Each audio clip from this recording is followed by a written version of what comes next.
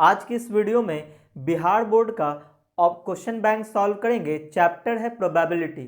2009 से 2022 तक जो भी प्रोबेबिलिटी से क्वेश्चन आया है बिहार बोर्ड में ऑब्जेक्टिव क्वेश्चन, उसको आज हम लोग सॉल्व करेंगे। तो चलिए वीडियो स्टार्ट करते हैं। तो देखो, हमारा पहला क्वेश्चन इसमें लिखा है if events A and B are mutually exclusive, है ना। यहां पे लिखा है कि ए एंड बी क्या है? म्यूचुअली एक्सक्लूसिव है, म्यूचुअली एक्सक्लूसिव, सही ना। तो पहले तो आप ये समझो कि म्यूचुअली एक्सक्लूसिव का मतलब क्या होता है। म्यूचुअली एक्सक्लूसिव का मतलब होता है कि ए इवेंट है और बी इवेंट है, इन दोनों में कुछ भी कॉमन नहीं होना, कोई भी एलिमेंट कॉमन नहीं होगा। इसका मतलब ये हुआ कि A intersection B is equal to 5 होगा। 5 मतलब नल सेट जिसमें एक भी एलिमेंट ना हो। इसका मतलब ये हुआ कि number of element in A intersection B is equal to कितना? 0। एक भी एलिमेंट इसमें नहीं होगा। अगर हम लोग बात करें कि अगर ए इंटरसेक्शन बी 0 हुआ तो प्रोबेबिलिटी इसका क्या आ जाएगा? प्रोबेबिलिटी हो जाएगा ए इंटरसेक्शन बी कितना? 0। क्योंकि प्रोबेबिलिटी निकालने के लिए नंबर ऑफ इवेंट ऊपर लिखते हैं, नंबर ऑफ सैंपल स्पेस से डिवाइड करते हैं। क्योंकि नंबर ऑफ इवेंट की वैल्यू 0 है, इसलिए इसका प्रोबेबिलिटी क्या हो जाएगा? 0 हो जाएगा। तो इसमें ऑप्शन नंबर कौन सा है? ऑप्शन नंबर इसमें बी ऑप्शन सही है, ठीक है ना। तो ये था पहला क्वेश्चन। अगले क्वेश्चन पे आते हैं। हमारा अगला क्वेश्चन है if A and B are any two independent event then P of A B dash is equal to what. देखो, यहां पे जो दूसरा नंबर क्वेश्चन है लिखा हुआ है कि A and B are independent event, B are independent event. तो हमें बताना है वैल्यू किसका निकालना है? प्रोबेबिलिटी ऑफ ए और इनटू में बी डैश, ठीक है ना। इसका प्रोबेबिलिटी बताना है।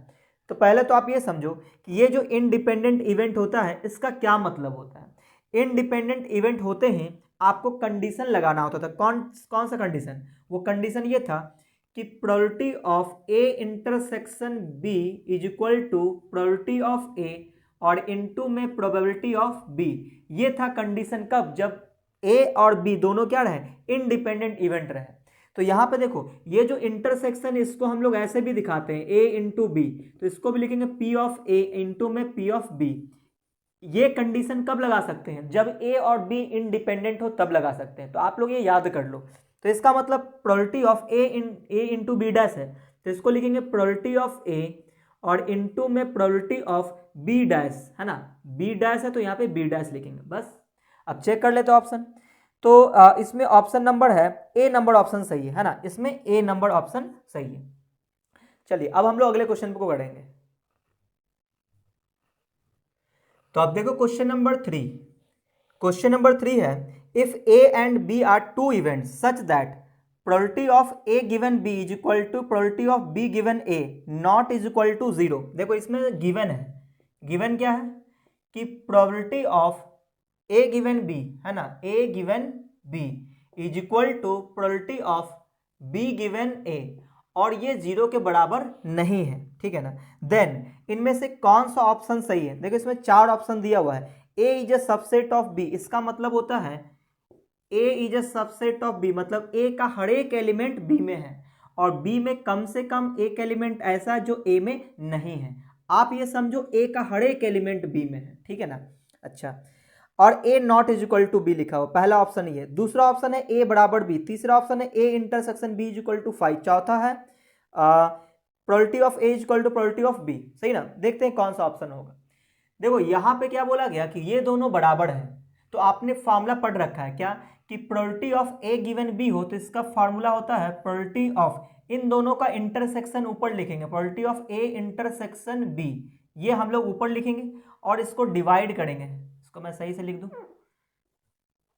तो ये आ गया probability of A intersection B. इसको डिवाइड करेंगे, चूंकि नीचे बी है तो यहाँ प्रोबेबिलिटी ऑफ बी से इस तरह से डिवाइड कर देते थे, ठीक है।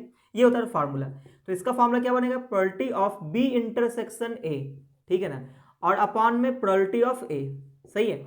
अब आपको ये पता होना चाहिए कि ए और बी में हम लोग इंटरसेक्शन देखें या बी और ए में इंटरसेक्शन देखें, दोनों बात एक ही होता है। ए और बी में जो कॉमन होगा वही कॉमन होगा बी और ए में, एक ही बात है। तो ये और ये कट जाएगा क्योंकि ये इक्वल है, तो क्रॉस मल्टीप्लाई करेंगे तो P of A is equal to आ जाएगा P ऑफ B। तो इसमें देख लो ऑप्शन नंबर कौन सा सही है, तो इसमें ऑप्शन नंबर डी सही है, ठीक है ना, ऑप्शन नंबर डी। अब आते हैं क्वेश्चन नंबर 4 में। देखो क्वेश्चन नंबर 4 है, if P of A is equal to 1/2, यहाँ पे दिया हुआ P of A is equal to है 1/2, ठीक है। अच्छा, प्रोबेबिलिटी ऑफ B दिया हुआ है 0, प्रोबेबिलिटी ऑफ B कितना है 0 है, ठीक है। देन हमें बताना है कि probability of A by B क्या होगा, A बाई B बताना है, सही ना, probability of A by B। देखो इसका फार्मूला क्या होता था, इसका फार्मूला होता है probability of A intersection B ऊपर रहेगा और प्रोबेबिलिटी ऑफ B हो जाएगा, सही ना।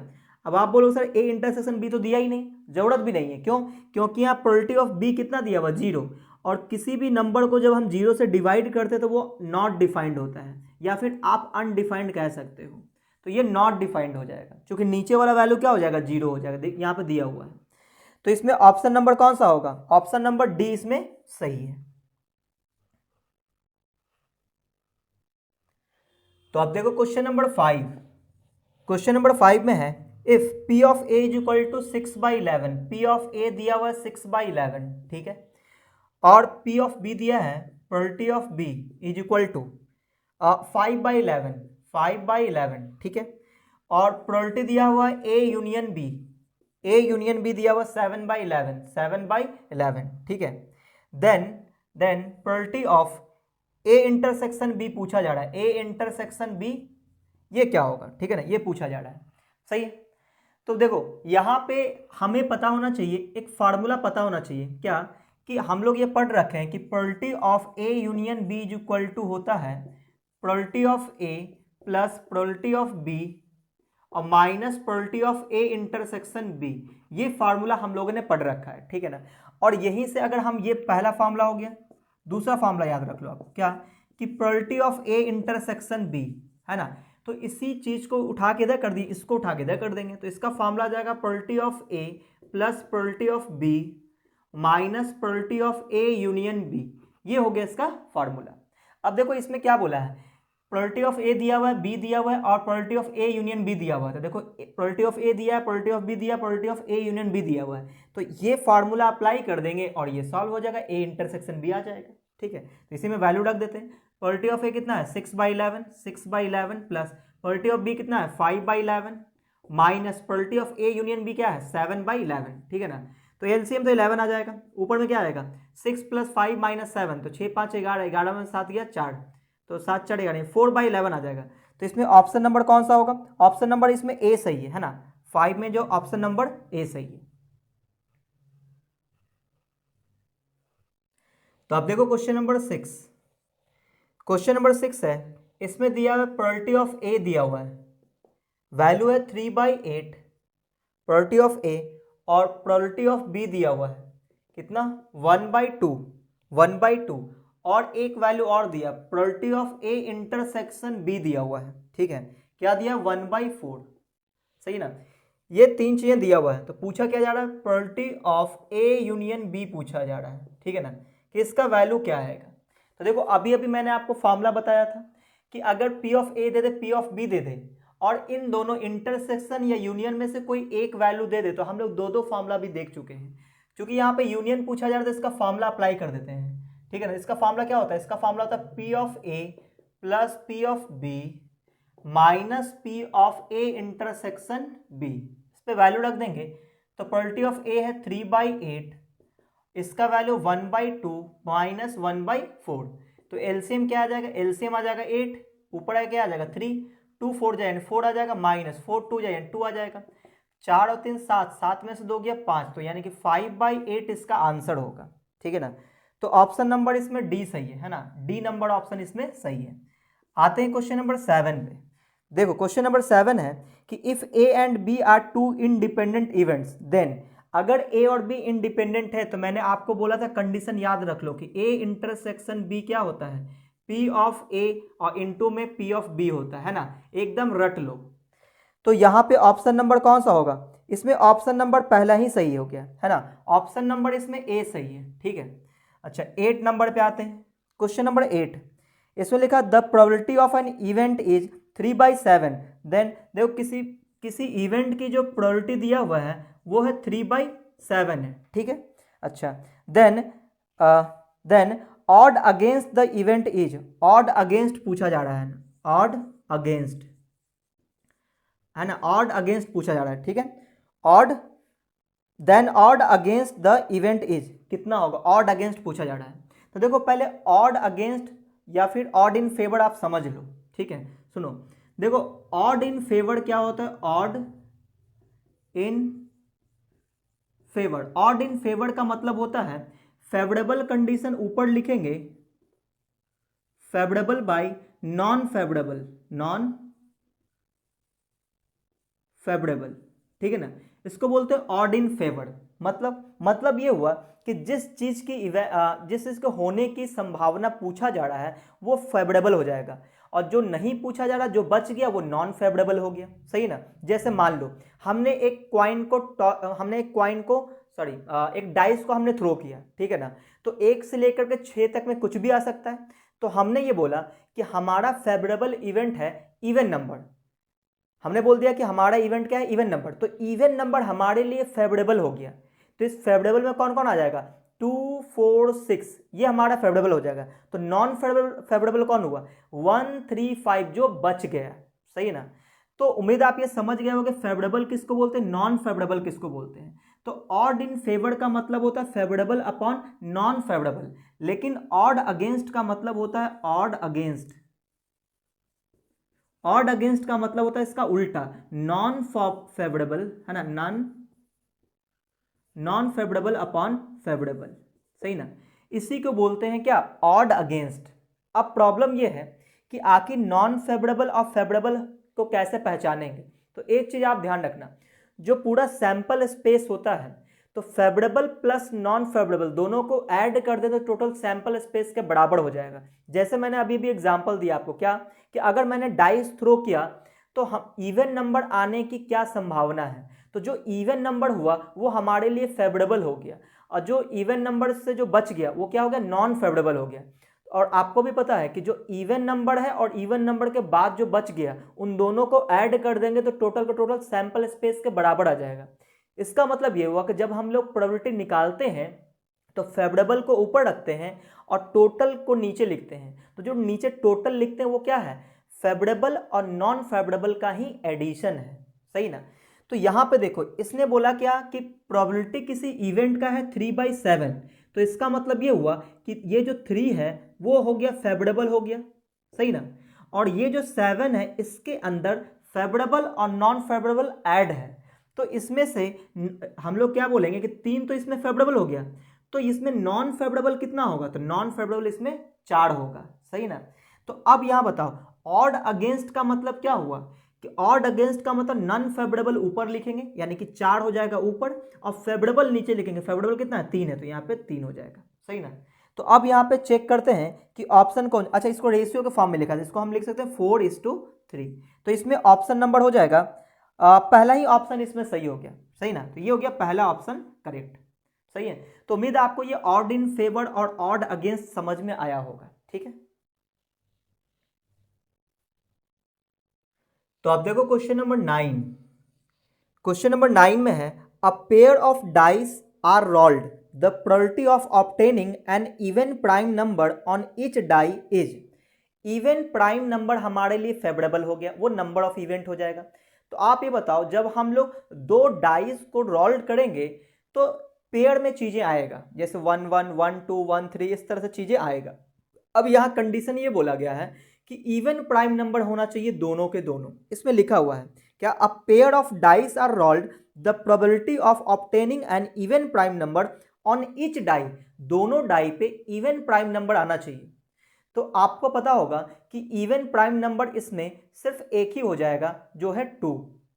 2 दुनिया का इकलौता इवन प्राइम नंबर होता है, ये आपको पता होना चाहिए, ठीक है ना।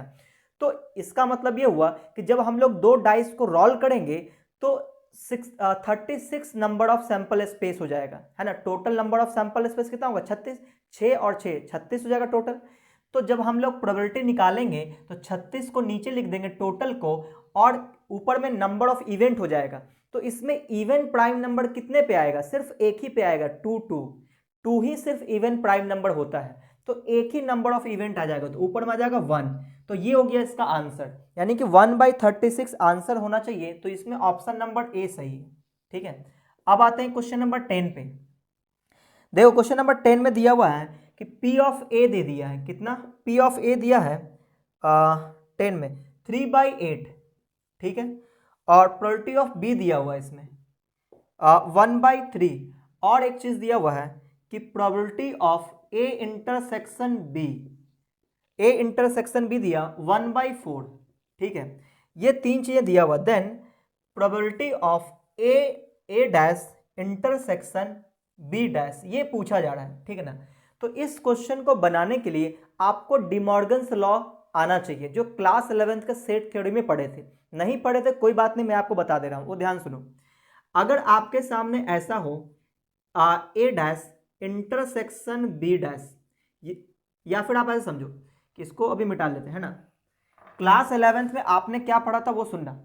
देखो अगर आपके सामने ऐसा हो कि ए यूनियन बी के डैश हो, ठीक है, तो डिमॉर्गन्स लॉ ये कहता है कि आप इसको ऐसे लिख सकते हो, ये जो डैश है इंडिविजुअली दे सकते हैं, लेकिन यूनियन को इंटरसेक्शन में कन्वर्ट करना पड़ेगा। तो ये हो जाएगा ए डैश यूनियन की जगह इंटरसेक्शन, और यहाँ पे आ जाएगा बी डैश। ठीक है, सिमिलरली अगर ए इंटरसेक्शन बी हुआ, इस पे डैश है, कॉम्प्लीमेंट है, तो इसको क्या लिखेंगे, इंटरसेक्शन की जगह यूनियन आ जाएगा, और दोनों पे अलग अलग डैश लगा देंगे। ठीक है ना, यही है डिमॉर्गन्स लॉ। बस अब अगर यहाँ पे नंबर लिखा है तो कोई फर्क नहीं पड़ता, हम लोग यही रूल लगाएंगे, यही क्या है, डिमॉर्गन्स लॉ है। अब देखो हमें इसका वैल्यू निकालना है, तो यहाँ पे हम लोग डिमॉर्गन्स लॉ यूज कर सकते हैं। ठीक है, तो देखो कैसे यूज करेंगे वो सुनना। अच्छा, आपको फिर ये भी पता होना चाहिए कि मान लो कि प्रोबेबिलिटी ऑफ ए दिया हुआ है और ए डैश निकालना हो, तो ए डैश कैसे निकालेंगे, तो 1 माइनस प्रोबेबिलिटी ऑफ ए कर देंगे। ठीक है ना, ये आपको फॉर्मूला पता होना चाहिए। चलिए आगे बढ़ते हैं। यहां पे हमें वैल्यू निकालना है किसका, probability of A dash intersection B dash. तो यहां से एक चीज समझ में आया, क्या समझ में आया, कि ए डैश बी डैश अलग अलग है, तो इस चीज को हम ऐसे लिख सकते हैं क्या, कि प्रोबेबिलिटी ऑफ ए और इंटरसेक्शन की जगह यूनियन, और यहाँ पे बी, और यहाँ पे लगा देंगे डैश। सही ना, अभी अभी मैंने डिमॉर्गन्स लॉ बताया था, उसको उल्टा अप्लाई कर रहे हैं। ठीक है ना, इसका उल्टा अप्लाई कर रहे हैं। ठीक है, अब देखो अब यहाँ पे प्रोबेबिलिटी ऑफ ए डैश जैसा आ गया, तो इसको हम लिख सकते हैं 1 minus probability of A union B. अभी अभी मैंने बताया था कि प्रोबेबिलिटी ऑफ ए दिया हो तो ए डैश निकालना हो तो 1 माइनस प्रोबेबिलिटी ऑफ ए कर देते हैं। तो ये देखो ये प्रोबेबिलिटी ऑफ ए डैश जैसा है, तो इसको क्या लिखेंगे, 1 माइनस प्रोबेबिलिटी ऑफ ए जैसा है। ठीक है, अब देखो इसको सॉल्व करने के लिए प्रोबेबिलिटी चाहिए किसका, ए यूनियन बी चाहिए, लेकिन यहाँ पे ए इंटरसेक्शन बी दिया है, तो हम लोग इसका वैल्यू निकाल लेंगे। कैसे, अभी अभी मैंने फॉर्मूला पढ़ा था क्या, कि यहाँ ले लेंगे bracket, probability of A union B का फॉर्मूला क्या पढ़े थे, probability of A plus probability of B minus probability of A intersection B, ये फॉर्मूला पढ़े थे, इसमें वैल्यू रख देंगे। तो 1 माइनस प्रोबेबिलिटी ऑफ ए कितना है 3/8, प्लस प्रोबेबिलिटी ऑफ बी क्या है 1/3, माइनस प्रोबेबिलिटी ऑफ कितना है ये 1/4। इसको सॉल्व करेंगे तो 1 माइनस, है ना, तो एलसीएम कितना आ जाएगा, एलसीएम आ जाएगा 24 एलसीएम आ जाएगा। ठीक है ना, तो 8 8 3 24, 3 3 जा 9 यहाँ हो जाएगा, यहाँ पे 8 3 24 8 आ जाएगा, माइनस 4 6 24 यानी 6 आ जाएगा। तो ये हो जाएगा 1 माइनस नॉट 17, 17 माइनस 6 11, 11/24 आ जाएगा। इसको सॉल्व करेंगे, 24 माइनस 11, 4 में से 1 गया 3 और 2 में से 1 13/24 आ जाएगा। सही ना, तो ये आंसर आ गया 13/24। तो चेक कर लो ऑप्शन नंबर कौन सा है, 13/24 ऑप्शन नंबर ए ही सही है ना, तो यहां पे ऑप्शन नंबर ए करेक्ट हो गया। अब देखो क्वेश्चन नंबर 11, क्वेश्चन नंबर 11 में है गिवन दिया हुआ क्या, probability of A intersection B is equal to 3/8, है ना, ठीक है, और प्रोबेबिलिटी ऑफ बी दिया हुआ है, ये दिया है 1/2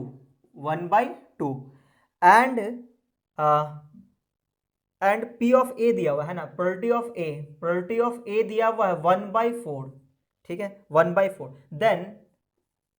देन क्या निकालना है, probability of B dash given A dash, ये निकालना है। ठीक है ना, अब देखो हम लोग क्या क्या करेंगे, पहले तो इसको सॉल्व कर लेते हैं, सॉल्व करने के बाद हमें पता चलेगा कि क्या क्या हमें चाहिए होगा। ठीक है, तो देखो यहाँ पे इसको अगर हम सॉल्व करें कि probability of B dash divided by A dash, तो मैंने अभी अभी आपको फॉर्मूला बताया था कि प्रोबेबिलिटी ए गिवन बी क्या होता है, इन दोनों का इंटरसेक्शन ऊपर लिखेंगे, है ना, B dash intersection A dash, और डिवाइडेड बाय क्या लिखेंगे, प्रोबेबिलिटी ऑफ ए डैश।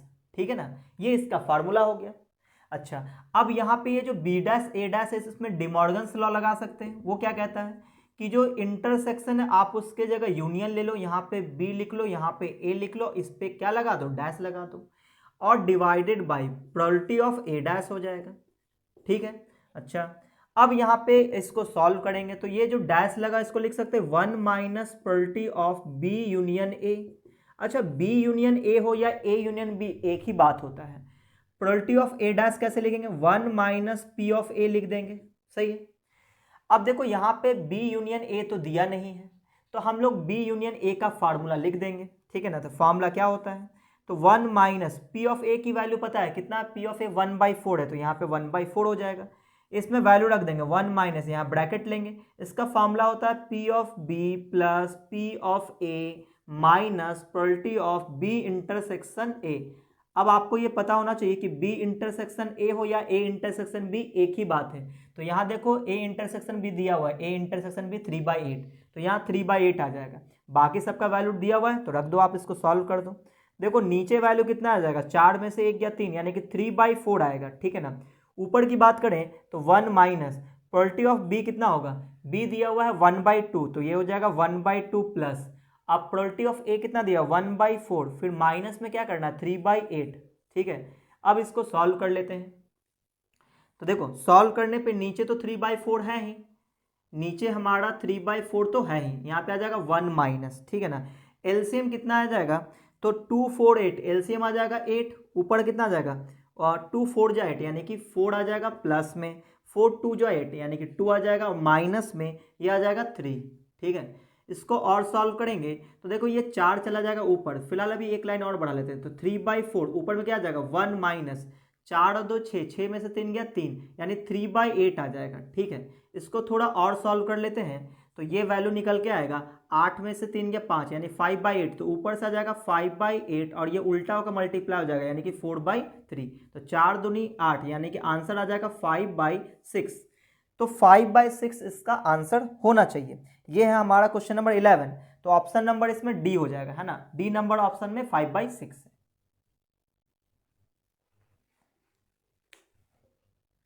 अब देखो क्वेश्चन नंबर 12, क्वेश्चन नंबर 12 में है if A and B are two events such that probability of A not equal to 0 and P of B by A is equal to 1 है। ठीक है, ये दिया हुआ है, और P of A not equal to 0, तो इन 4 ऑप्शन में से कौन सा सही है। ठीक है ना, साफ साफ बोला A and B are two event such that P of A not is equal to 0 and P of B by A is equal to 1, तो हमें बताना है कि इसमें कौन सा ऑप्शन सही है। तो आप अगर ऑप्शन को ध्यान से देखो तो जो गिवन है वही ऑप्शन में भी है, तो जो गिवन है वही ऑप्शन में, तो वो तो 100% करेक्ट होगा ही होगा, तो इसमें यही चीज गिवन है, ऑप्शन नंबर किस में, ऑप्शन नंबर बी, तो बी नंबर ऑप्शन सही हो जाएगा, क्योंकि ये पार्ट गिवन में भी है और ये पार्ट ऑप्शन में भी है, तो जो गिवन में है वो तो सही है, इसका मतलब ये है कि जो ऑप्शन में वही सही है। ठीक है, अच्छा अब ये तो बहुत ही सिंपल हो गया था।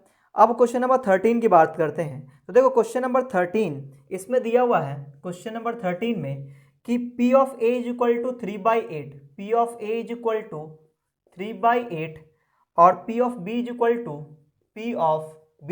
To 1/3 and P of A intersection B दिया हुआ है इज इक्वल टू 1/4, तो बताना ये है कि probability of A dash intersection B dash क्या होगा। ठीक है, तो यहाँ पे फिर से डिमॉर्गन्स लॉ का यूज करके हम लोग क्वेश्चन सॉल्व कर देंगे। तो ये जो वैल्यू निकालना है इसमें हम लोग डिमॉर्गन्स लॉ लगाएंगे, इंटरसेक्शन बी डैश, तो वो उसमें क्या करना होता है, ये जो इंटरसेक्शन इसको यूनियन लिखेंगे, यहाँ पे ए लिखेंगे, यहाँ पे बी लिखेंगे, इस पे होल कॉम्प्लीमेंट दे देंगे अलग। अब इसको जो लिखेंगे 1 minus probability of A union B, ठीक है, यही फार्मूला हो गया। पी ऑफ ए डैश पता है तो P1 माइनस पी ऑफ ए कर लेंगे, ठीक है। अच्छा, अब यहाँ पे पता है कि ए यूनियन बी दिया है क्या, नहीं दिया है, इंटरसेक्शन दिया है। तो हम लोग ये फार्मूला लगा देंगे, कौन सा, जो अभी हम लोग यूज किए थे, क्या, कि probability of A plus probability of B minus probability of A intersection B, और इसको सॉल्व कर देंगे। तो 1 माइनस प्रोबेबिलिटी ऑफ ए कितना है 3/8 प्लस प्रोबेबिलिटी ऑफ बी क्या है 1/3 minus probability of A intersection B यानी कि 1/4, ठीक है। अच्छा, अब इसको सॉल्व करेंगे, 1 माइनस एलसीएम कितना आ जाएगा, एलसीएम हो जाएगा 24 आ जाएगा। 8 से डिवाइड करेंगे, है ना, 8 3 24, 3 3 जा 9 हो जाएगा, और कितना 8 3 24 यानी कि 8 हो जाएगा, यहाँ पे माइनस 4 6 24 यानी 6 हो जाएगा। तो 1 माइनस 9 8 17, 17 में से 6 गया 11, 11/24। तो इसको सॉल्व करेंगे तो नीचे तो 24 आएगा, 4 माइनस 1 यानी कि 3, 2 माइनस 1 13/24 आएगा, ठीक है ना। तो चेक कर लेते हैं, तो इसमें 13/24 ऑप्शन नंबर इसमें सी सही है।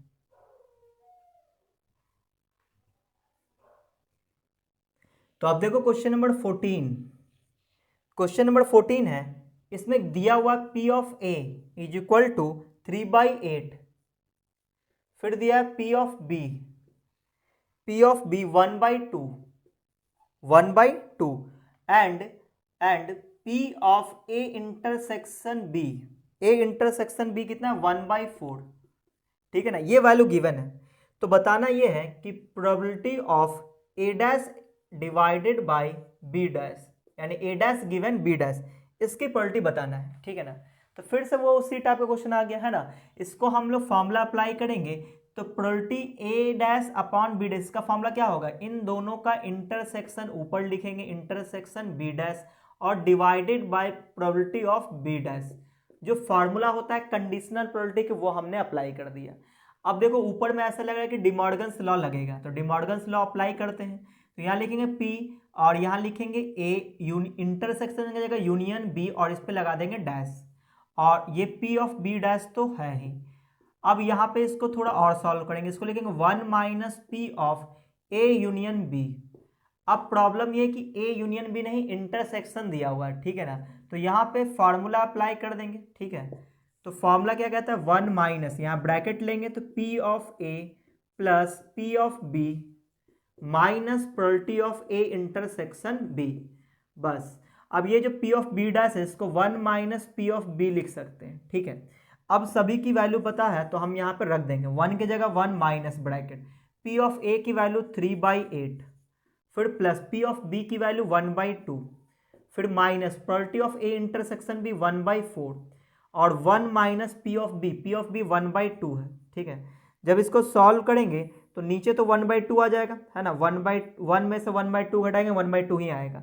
अब 1 माइनस, इसमें एलसीएम लेना पड़ेगा, तो एलसीएम कितना आ जाएगा 8, तो 8 यहाँ पे आ जाएगा 3 प्लस 2 4 जाए 4 आ जाएगा, 4 2 यानी कि 2 आ जाएगा, ठीक है ना। इसको अब सॉल्व कर लेते हैं।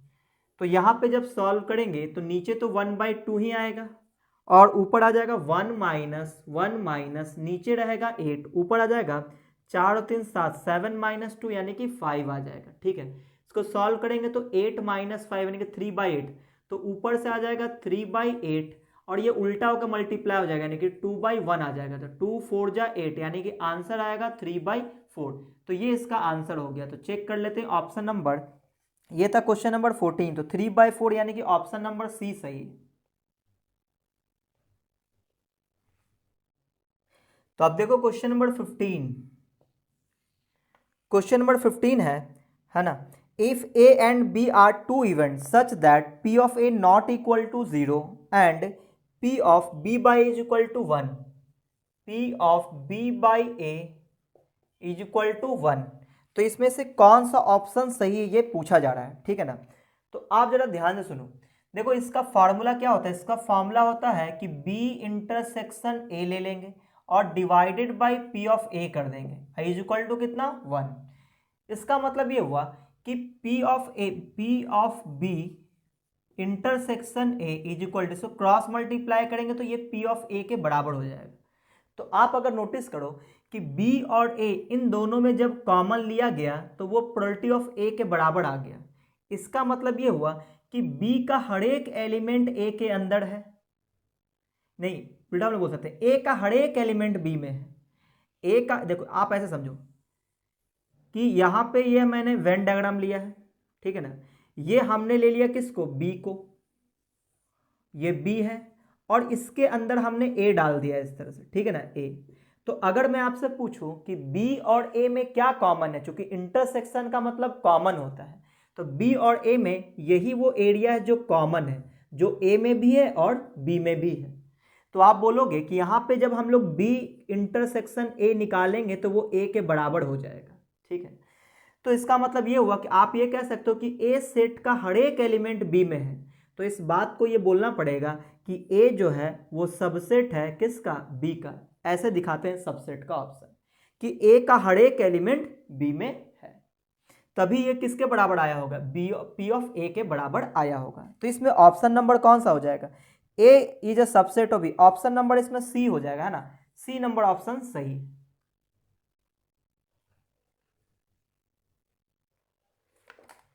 तो आप देखो क्वेश्चन नंबर 16। क्वेश्चन नंबर 16 है if A and B are any two events such that P of A plus P of B, देखो यहाँ पे कुछ इक्वेशन दिया हो, P of A plus P of B, P of A plus P of B minus P of A and B लिखा है, देखो ऐसे लिखा है A and B is equal to P of A के बराबर है, ठीक है ना। तो इसमें ऑप्शन पूछा जा रहा है कि कौन सा ऑप्शन सही है। तो आपको ये समझना पड़ेगा, ये एंड का मतलब होता है इंटरसेक्शन, ठीक है ना। तो अब देखो यहाँ से पी ए और पी ए तो कट जाएगा, तो इधर जीरो बच जाएगा। तो हम लोग बोलेंगे कि P of B minus P of A intersection B, and का मतलब इंटरसेक्शन, बराबर कितना, जीरो। इसको उठा के इधर कर दें तो P of B is equal to आ जाएगा P of A intersection B. अगर मैं पी बी को इधर डिवाइड कर दूं, इधर वन बच जाएगा, इधर बच जाएगा P of A intersection B upon में पी ऑफ बी। अगर आप इसको ध्यान से देखो तो ये कंडीशनल प्रोबेबिलिटी का ये फार्मूला आ गया किसका, यानी कि P of A by B, A given B, ये फार्मूला आ गया, सही ना। तो अब चेक कर लो कौन सा ऑप्शन सही है 16 में। तो 16 में P of A by B is equal to 1 होना चाहिए, यानी कि ऑप्शन नंबर इसमें सी सही है, ठीक है। अब आते हैं क्वेश्चन नंबर 17 में। क्वेश्चन नंबर 17 देखो इसमें दिया हुआ है 17 में P of A union B, P of A union B ये दिया है 3/4 और probability of A intersection B दिया हुआ है कितना, 1/4 और एक चीज दिया हुआ P ऑफ A भी दिया हुआ है, P ऑफ A दिया हुआ है 2/3, कितना, 2/3, ठीक है। तो पूछा जा रहा है कि probability of A into B, A B पूछा जा रहा है। ए इंटू बी का मतलब होता है ए इंटरसेक्शन बी, इसका मतलब होता है ए इंटरसेक्शन बी। तो इसका वैल्यू पूछा जा रहा है, तो इसको हम क्या लिख सकते हैं, इसको हम ऐसे लिख सकते हैं क्या कि probability of A plus probability of B, चूंकि ये इंटरसेक्शन है तो यहाँ पे यूनियन लिखेंगे, पी ए यूनियन बी, ऐसा हम लोग लिख देंगे, ठीक है ना। अच्छा यहाँ पे पूछा क्या गया था, प्रोबेबिलिटी ऑफ ए बी पूछा गया, सही ना। तो यहाँ पे प्रोबेबिलिटी ऑफ ए बी का मतलब हुआ probability of A intersection B, तो ए इंटरसेक्शन बी और ए इंटरसेक्शन बी गिवन है, तो इसका मतलब ये कुछ और पूछना चाह रहा है ना। यहाँ पे ये इंटरसेक्शन नहीं पूछना चाह रहा है, then probability of A B, तो इसका तो ऑप्शन में डी नंबर ऑप्शन सही हो जाएगा इस क्वेश्चन के हिसाब से, ऑप्शन नंबर डी। चूंकि देखो probability of A into B का मतलब होता है probability of A intersection B, उसका वैल्यू तो डायरेक्ट 1/4 है, ठीक है। तो अब देखो क्वेश्चन नंबर 18। क्वेश्चन नंबर 18 है if one card is drawn out of 52 playing card the probability that it is an S is, 52 card है, एक कार्ड ड्रॉ करना है, वो कार्ड होना चाहिए एस। तो देखो एस कार्ड कितने होते हैं, 4 होते हैं, तो नंबर ऑफ इवेंट तो 4 हो गया, ऊपर रहेगा, टोटल कार्ड 52 है, नीचे रहेगा। इसको सॉल्व करेंगे तो 13 चौके 52, यानी कि 1/13 इसका आंसर होना चाहिए। तो क्वेश्चन नंबर 18 का ऑप्शन नंबर बी हो जाएगा, ठीक है। 19 नंबर की बात करते हैं। देखो क्वेश्चन नंबर 19 है the chance of getting a doublet with 2 dice is, है ना। जब 2 डाइस थ्रो करेंगे तो डबलेट आने का कितना चांस है, मतलब डबल डबल डबल जो आएगा वो कितना आएगा। डबलेट बोलने का मतलब 1 1 2 2 3 3 4 4 5 5 6 6, सही ना, यही 6 डबलेट आएगा। तो टोटल नंबर ऑफ डबलेट हो गया 6, और टोटल हमारा जो पेयर निकल के आएगा सैंपल स्पेस 36 आएगा। इसको सॉल्व करेंगे तो 1/6 हो जाएगा। तो 19 में जो ऑप्शन होगा वो ऑप्शन नंबर बी सही है। ठीक है, चलिए अगले क्वेश्चन में बात करते हैं। तो इसमें जो इस बुक में जो 20 नंबर से क्वेश्चन दिया है ये सब 20 21 22 ये बोर्ड एग्जाम में पूछा हुआ नहीं है। आप लोग ट्राई कर लेना, ये बन जाएगा आपसे, ठीक है ना। मैं यहाँ पे सिर्फ बोर्ड एग्जाम में जो आया है ऑब्जेक्टिव क्वेश्चन वो सॉल्व कर रहा हूँ। तो यहाँ 30 तक भी नहीं है ना। देखो अब ये क्वेश्चन नंबर 33 ये 2021 में आया था। तो देखो क्वेश्चन नंबर 33 की बात करते हैं। बीच में जो मैंने छोड़ा है वो बोर्ड एग्जाम में नहीं आया हुआ है, इसलिए मैं नहीं बता रहा हूँ। आप चाहो तो खुद से भी सॉल्व कर सकते हो, ठीक है ना। देखो इसमें 33 में है कि 1 minus probability of A dash intersection B dash, ठीक है। अब इसमें से 4 ऑप्शन पूछा गया, इन 4 में से किसके बराबर होगा। तो देखो यहाँ पे हम लोग लगाएंगे डिमॉर्गन्स। तो 1 माइनस प्रोबेबिलिटी ऑफ ये हो जाएगा ए डैश, सॉरी इंटरसेक्शन की जगह यूनियन आ जाएगा, यहाँ पे बी, इसके जगह लगा देंगे डैश। अब यहाँ पे इसको सॉल्व करेंगे तो 1 minus P of A dash है, तो ये पी ऑफ ए के बराबर हो जाएगा, यानी ए यूनियन बी के बराबर हो जाएगा, सही ना। तो 33 में ऑप्शन नंबर होना चाहिए probability of A union B, यानी ऑप्शन नंबर बी सही है, ठीक है ना। अब अगले क्वेश्चन पे आते हैं, क्वेश्चन नंबर 34। क्वेश्चन नंबर 34 में है if A B and C are 3 independent event. अगर ये तीनों इंडिपेंडेंट इवेंट है तो कौन सा ऑप्शन सही है। तो देखो इसमें ऑप्शन नंबर सी सही होगा। क्यों? क्योंकि मैंने आपको बताया कि P of A into B into C का मतलब होगा, देखो probability of A B C का मतलब ये हुआ कि probability of A intersection B intersection C, इसका मतलब ये हुआ। और चूंकि ये तीनों इंडिपेंडेंट इवेंट है तो आप इसको मल्टीप्लाई में ऐसे लिख सकते हो, P of A, P of B और पी ऑफ सी, ठीक है। ये आपको ध्यान रखना है। तो ये था क्वेश्चन नंबर 34। अब अगर बात करें क्वेश्चन नंबर 35 की, तो देखो क्वेश्चन नंबर 35 में है if A and B are 2 events then probability of A by B plus probability of A dash B, है ना, ये किसके बराबर होगा। देखो ये किसके बराबर होगा वो सुनना। अगर मैं probability of A by B को मैं तोड़ के बताऊं आपको, तो देखो क्या लिखेंगे, इसको लिख सकते हैं प्रोबेबिलिटी ऑफ ए, आप ऐसे समझो कि बी के अंदर आपको ए को देखना है, ठीक है ना। तो मैं आपको यहाँ पे वेन डायग्राम से समझाने की कोशिश करता हूँ कि इसका वैल्यू कितना आएगा, ठीक है ना। ध्यान से समझना। देखो ये आ गया हमारा वेन डायग्राम, है ना, ये हो गया ए और ये हो गया बी, ठीक है। ये है ए और ये है बी। अब मैं आपसे पूछूं कि देखो यहां पे क्या बोला, probability of A given B का मतलब कि बी के अंदर हमें ए को ढूंढना है। तो बी यहां पे ये हुआ, उसके अंदर ए वाला पार्ट कौन सा होगा, ये आएगा, सही ना। तो यहां पे हम लोग क्या लिख सकते हैं, इसको ऐसे लिख सकते हैं कि probability of A intersection B, ठीक है ना, अपॉन में, और ये प्रोबेबिलिटी ऑफ बी आ गया, ठीक है ना, प्लस। अब देखो यहां पे इसका क्या मतलब होता है कि probability of A dash by B, इसका मतलब ये हुआ कि probability of A dash intersection B और divided by probability of B, यही फार्मूला हुआ। अब यहां से आपको ये समझना है कि एलसीएम तो सेम आ जाएगा, प्रोबेबिलिटी ऑफ बी आ जाएगा, ठीक है। अब इसको समझो कि probability of A intersection B और plus probability of A dash और इंटरसेक्शन बी करेंगे तो क्या आएगा वो सुनना। देखो probability of A intersection B का मतलब कौन सा एरिया हुआ, ये वाला एरिया हुआ, देख लो आप, यही हुआ ए इंटरसेक्शन बी वाला एरिया। अगर मैं इसकी बात करूं कि ए डैश और बी में कॉमन देखना है, तो ए डैश का मतलब क्या हुआ, जो ए है उस सर्कल को छोड़ दो, बाकी जितना एरिया है वो ए डैश कहलाएगा। तो ये सर्कल को अगर हम छोड़ दें तो बाकी चीजें ए डैश कहलाएगा। अब बी देखो, तो बी ये पूरा का पूरा हुआ, तो इन दोनों में क्या कॉमन मिला, तो इन दोनों में जो कॉमन मिला उसको मैं दूसरे कलर से आपको दिखाता हूं, ठीक है ना। इसको समझना आप, ये ए डैश है, ए डैश का मतलब ये जो सर्कल ए है इसको छोड़ दो, बाकी जो बचा पार्ट वो सभी क्या है, ए डैश है। और बी का मतलब ये गोला हुआ, ये गोला बी है।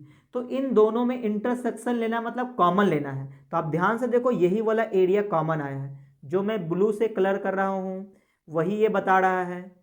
तो अब अगर आप ध्यान से देखो कि अगर मैं इन सब को कंबाइंड रूप से देखूं तो ये पूरा का पूरा बी को ये इंक्लूड किया।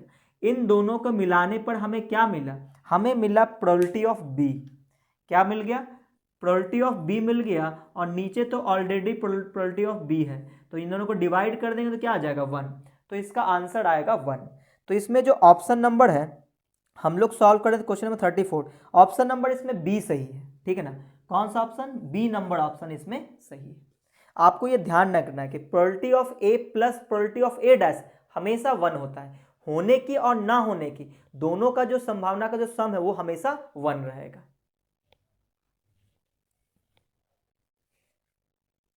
अब देखो क्वेश्चन नंबर 36। क्वेश्चन नंबर 36 में है the probability of the occurrence of a number greater than 2 से बड़ा होना चाहिए if it is known that only even numbers can occurs as. तो यहाँ पे देखो बात हो रही है डाइस की, है ना। इसने लिखा नहीं है लेकिन यहाँ पे कुछ मिसप्रिंट है, यानी कि डाइस की बात हो रही है। तो देखो इसने बोला कि it is known that only even numbers can occurs. तो इवन नंबर कौन कौन होता है? 2, 4, 6। यहाँ पे डाइस की बात हो रही है। तो 2, 4, 6 तो जो नोन है वो हमारे लिए सैंपल स्पेस हो गया। तो नंबर ऑफ सैंपल स्पेस कितना हो गया? 3 हो गया, क्योंकि इवन नंबर 2, 4, 6 आएगा। अब ऊपर में क्या बोलता है? प्रोबेबिलिटी किसका पूछा जा रहा था? Number greater than 2। तो जो इवन नंबर आया है उसमें से 2 से बड़ा नंबर कौन है? 2 से ग्रेटर नंबर कौन है? 4 और 6। तो नंबर ऑफ इवेंट हो गया 4 और 6, यानी कि 2 हो गया, और टोटल इवन नंबर कितना था? 3 था। तो ये हमारा आंसर हो जाएगा, है ना। 2/3 इसका आंसर होना चाहिए, यानी कि ऑप्शन नंबर इसमें डी सही है, ठीक है। अच्छा 37 नंबर, देखो ये कंडीशनल प्रोबेबिलिटी का क्वेश्चन था, ठीक है। मैंने आपको कई बार बता रखा है कि कंडीशनल प्रोबेबिलिटी में जो गिवन होता है वो सैंपल स्पेस है, और जो प्रोबेबिलिटी पूछा जाए वो हम लोग सैंपल स्पेस में से ही ढूंढेंगे, उससे बाहर नहीं ढूंढेंगे। अब कई लोग सोचेंगे 2 से बड़ा हम लोग 3 भी रख लेंगे, 5 भी रख लेंगे, नहीं। हम लोग जो इवन नंबर बोल दें कि इवन नंबर हमारा गिवन है, तो इवन नंबर में ही 2 से बड़ा ढूंढना है ना, उससे बाहर नहीं जाना है। चलिए क्वेश्चन नंबर 37 की बात करते हैं। If A is to B is B odds in favour. देखो यहाँ पे मैंने आपको odds in favour odd against का थ्योरी मैंने बताया है इसी वीडियो में स्टार्टिंग में, है ना। अगर आपने वीडियो स्किप नहीं किया होगा तो आपको ये चीज़ें पता होगा। देखो यहाँ पे बोला गया कि A is to B, A is to B क्या है? Odd in favour, odds in favour, ठीक है। तो इसका मतलब ये हुआ कि ये हो गया फेवरेबल, ये हो गया नॉन फेवरेबल। ए हो गया फेवरेबल, बी हो गया नॉन फेवरेबल। तो पूछा क्या जा रहा है? Favour of event E, then probability पूछा गया है, प्रोबेबिलिटी ऑफ ई पूछा गया है। तो प्रोबेबिलिटी कैसे निकालते हैं? जो फेवरेबल होता है उसको ऊपर लिखते हैं, उसी को नंबर ऑफ इवेंट बोलते हैं। तो यहाँ पे फेवरेबल कौन हो गया? ए, तो यहाँ पे ए आ जाएगा अपॉन में। जब हम लोग प्रोबेबिलिटी निकालते हैं तो नीचे नॉन फेवरेबल नहीं लिखते हैं, टोटल लिखते हैं, यानी फेवरेबल प्लस नॉन फेवरेबल। तो यहाँ पे फेवरेबल हो गया 8, नॉन फेवरेबल बी, तो ए प्लस बी लिख देंगे, है ना। तो ये हो जाएगा इसका प्रोबेबिलिटी। तो ऑप्शन नंबर चेक कर लो, इसमें सी नंबर ऑप्शन सही है, ठीक है। अब आते हैं क्वेश्चन नंबर 38 पे। देखो क्वेश्चन नंबर 38 है if A and B are two events such that probability of A union B is equal to probability of A, probability of A union B is equal to probability of A, ये given है। Then इनमें से कौन सा option सही होगा, ठीक है ना। तो यहाँ पे अगर मैं बताऊं कि probability of A union B is equal to probability of A दिया हुआ है, इसका मतलब ये हुआ कि इसको जब हम तोड़ेंगे तो क्या मिलेगा? हमें मिलेगा probability of A plus probability of B और minus probability of A intersection B is equal to कितना? Probability of A. क्या किया मैंने? Probability of A union B का हमने फॉर्मूला अप्लाई कर दिया।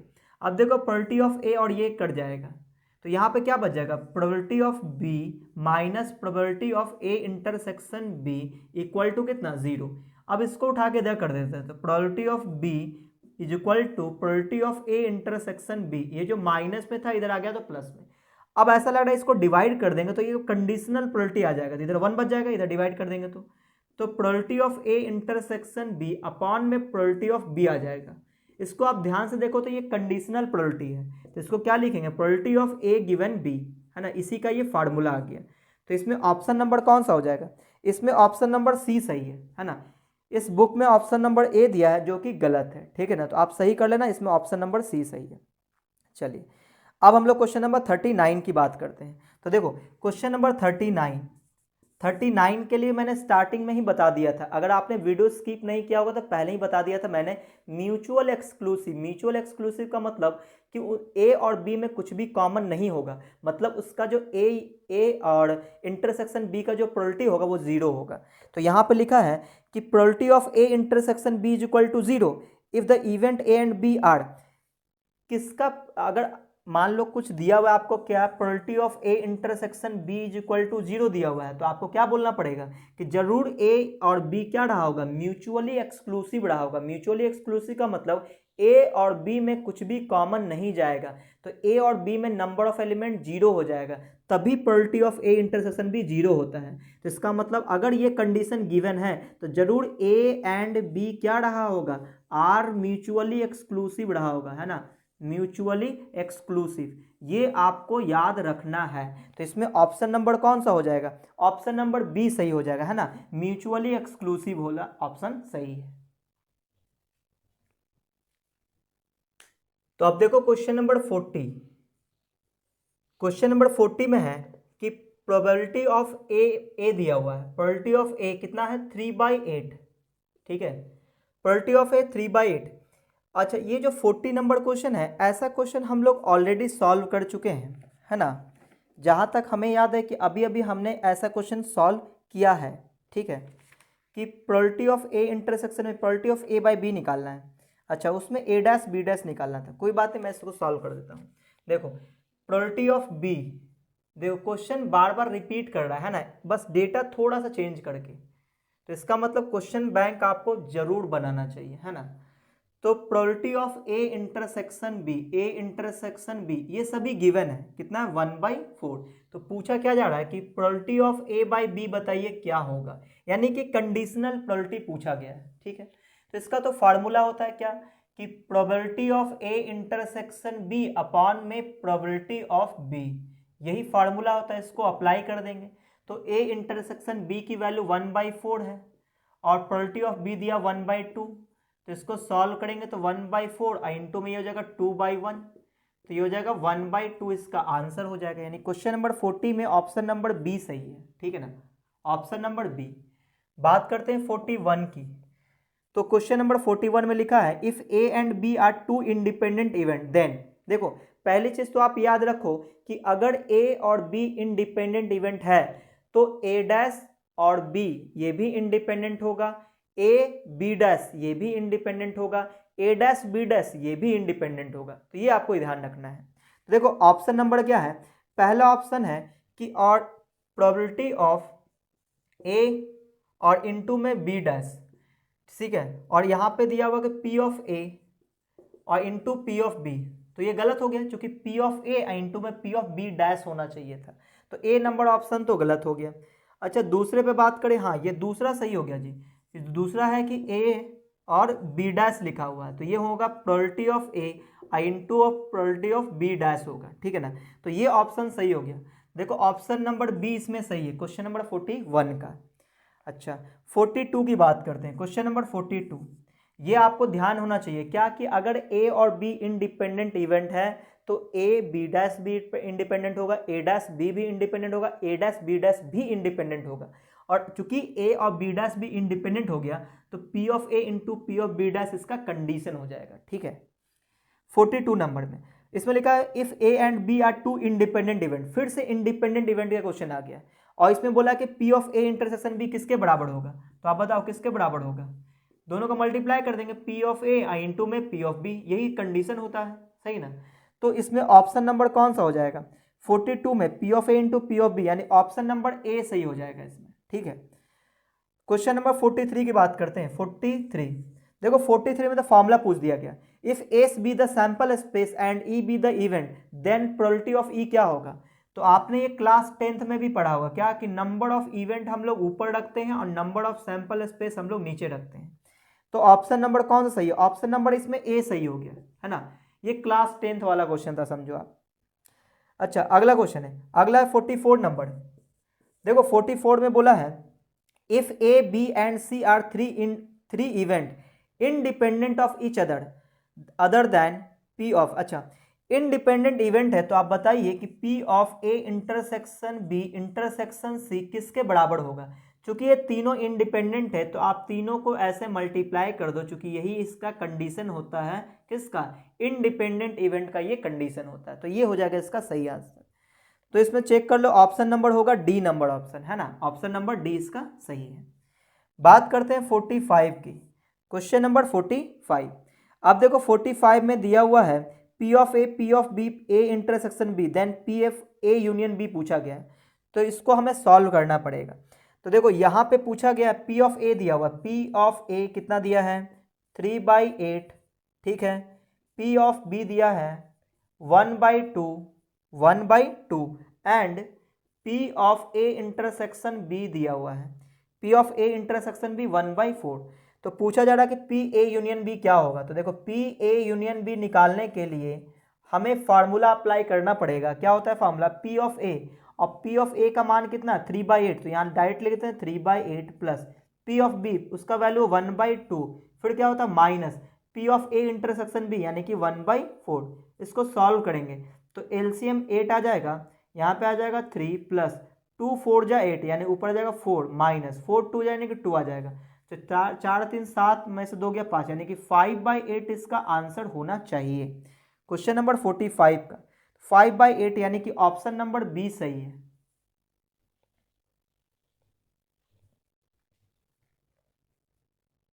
तो अब देखो क्वेश्चन नंबर 46, देखो क्वेश्चन नंबर 46 में लिखा है कि प्रोबेबिलिटी ऑफ ई जो है वो किसके बराबर होगा। 4 ऑप्शन है, तो आपको पता है ये क्लास 10th में भी पढ़ चुके हैं, अभी अभी ये क्वेश्चन आया था कि नंबर ऑफ इवेंट ऊपर रखेंगे, नंबर ऑफ सैंपल स्पेस से डिवाइड कर देंगे। तो इसमें ऑप्शन नंबर कौन सा हो जाएगा, इसमें ऑप्शन नंबर बी सही हो जाएगा। इसमें लिखा है नंबर ऑफ इवेंट हो जाता है और नंबर ऑफ सैंपल स्पेस, तो ये किस में दिया है, ऑप्शन नंबर बी में। तो ऑप्शन नंबर बी इसका सही आंसर हो जाएगा। 47 की बात करते हैं, 47 इसमें लिखा है P of A plus P of A dash, है ना, ये किसके बराबर होता है, तो ये बराबर होता है 1 के। कैसे, मैं थोड़ा आपको समझा देता हूँ। देखो अगर मैं बोलूँ आपसे कि ये हमारा सैंपल स्पेस हो गया, ये हो गया A, ठीक है, ये हो गया हमारा क्या सैंपल स्पेस यानी कि टोटल सैंपल स्पेस यानी कि 1, ठीक है। अच्छा अब यहाँ पे ये A है, ये A है, तो A डैश कौन होगा, ये जो बाहर का एरिया है वो A डैश हो जाएगा और जो अंदर का एरिया वो A हो जाएगा। तो A डैश और A दोनों को कंबाइन कर दें, ये टोटल सैंपल स्पेस आ गया, सही ना। और टोटल सैंपल स्पेस को यहाँ प्रोबेबिलिटी में क्या बोलते हैं, 1 बोलते हैं, क्योंकि टोटल प्रोबेबिलिटी यहाँ पे 1 होता है, इसीलिए इसका आंसर क्या आ जाएगा 1 आ जाएगा। तो आप चेक कर लो इसमें ऑप्शन नंबर कौन सा है। हम लोग 47 की बात करते हैं, बी नंबर ऑप्शन इसमें सही होगा, है ना, बी नंबर ऑप्शन 1 आंसर आएगा। अच्छा 48 की बात करते हैं, तो क्वेश्चन नंबर 48, देखो क्वेश्चन नंबर 48 है probability of A union B. तो ए यूनियन बी का फार्मूला कौन सा होगा, यहाँ पे 4 ऑप्शन है, तो फार्मूला क्या होता है जी, probability of A plus probability of B minus probability of A intersection B. तो इसमें ऑप्शन नंबर कौन सा हो जाएगा, ऑप्शन नंबर हो जाएगा probability of, option number C सही हो जाएगा, ठीक है। तो आपने यहाँ पे क्या देखा कि डायरेक्टली फार्मूला भी डाल दिया जाता है, तो इसका मतलब ये हुआ कि अगर आप फार्मूला भी याद रखोगे तो 2-3 क्वेश्चन तो आपसे यूं ही बन जाएगा, ठीक है। तो जो फार्मूला, जो भी फार्मूला है प्रोबेबिलिटी में वो आपको याद रखना चाहिए। मैंने इन सभी का बेसिक प्रोबेबिलिटी में बता रखा है, जो मैंने प्रोबेबिलिटी पढ़ाया केसी सिन्हा से, जो फर्स्ट वीडियो है उसमें सभी थ्योरी मैंने बताया हुआ है, ठीक है ना। तो अगर आपने वीडियोस नहीं देखा है तो वीडियो जरूर जाके देख लें, आपका कॉन्सेप्ट क्लियर हो जाएगा। 49 नंबर देखो, इसमें दिया है कि probability of A 1/4, probability of A 1/4, ठीक है, और प्रोबेबिलिटी ऑफ बी दिया हुआ है 1/3, सॉरी 1/2 है। 49 में प्रोबेबिलिटी ऑफ 1/2 दिया हुआ है, ठीक है, प्रोबेबिलिटी ऑफ 1/2 बी दिया। अच्छा ए इन यूनियन बी है ना, probability of A union B दिया हुआ, ए यूनियन बी इसका प्रोबेबिलिटी दिया है 49 में 5/8 दिया है, 5/8। तो पूछा क्या जा रहा है कि probability of A intersection B की प्रोबेबिलिटी पूछा जा रहा है, तो फार्मूला पूछ दिया इसने, है ना, probability of A intersection B का वैल्यू पूछा गया, तो हम लोग क्या फॉर्मूला लगाएंगे, P of A plus P of B और minus P of A union B. बस वैल्यू रख देना, इसको सॉल्व कर देना। P of A 1/4 plus P of B 1/2 minus P of A union B मतलब 5/8। एलसीएम बोलो 8 आएगा, ऊपर में क्या आ जाएगा 4 2 जा 8 यानी कि 2 आ जाएगा, 2 4 जा 8 माइनस 5, तो ये जाएगा 4 तो 6, 6 में से 5 गया 1, 1/8 यानी कि ऑप्शन नंबर हो जाएगा बी नंबर ऑप्शन इसमें सही है।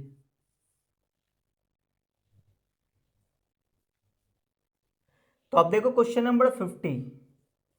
क्वेश्चन नंबर 50 में है P of A is equal to P of A is equal to 2/5, ये गिवन है, ठीक है। P of A is equal to 2/5, P of B is equal to 3/5, ठीक है। और probability of A union B ये भी दिया हुआ है, कितना 3/4। तो पूछा जा रहा है कि probability of A by B यानी A गिवन B क्या होगा, ठीक है। तो probability of A by B निकालने के लिए A इंटरसेक्शन B की ज़रूरत होगी, probability of A intersection B की ज़रूरत होगी। तो सबसे पहले हम इसी को निकाल लेते हैं, probability of A intersection B। तो probability of A intersection B का तो फार्मूला होता है क्या, कि probability of A plus probability of B minus probability of A union B। तो हमने probability of A intersection B क्यों निकाला, क्योंकि probability of A by B का फार्मूला होता है probability of A intersection B divided by probability of B। तो probability of A intersection B की जरूरत है, इसलिए हमने निकाला। तो प्रोबेबिलिटी ऑफ A कितना दिया हुआ 2/5, तो यहाँ लिख देंगे 2/5 प्लस प्रोबेबिलिटी ऑफ B कितना 3/5 minus probability of A union B यानी कि 3/4। अब इसको सॉल्व करेंगे तो एलसीएम कितना आएगा, एलसीएम आएगा 20, है ना। यहाँ जाएगा 5 4 जा 20, 4 2 जा 8, यहाँ पे आ जाएगा 8 और प्लस यहाँ जाएगा 4 तिया 12 माइनस 4 पंचे 20 यानी 5 तिया 15 हो जाएगा। तो 12 8 20, 20 माइनस 15 यानी कि 5/20 बोले तो 1/4, 5 4 जा 20 1/4 हो जाएगा। तो 50 में इसमें 5/12 आया।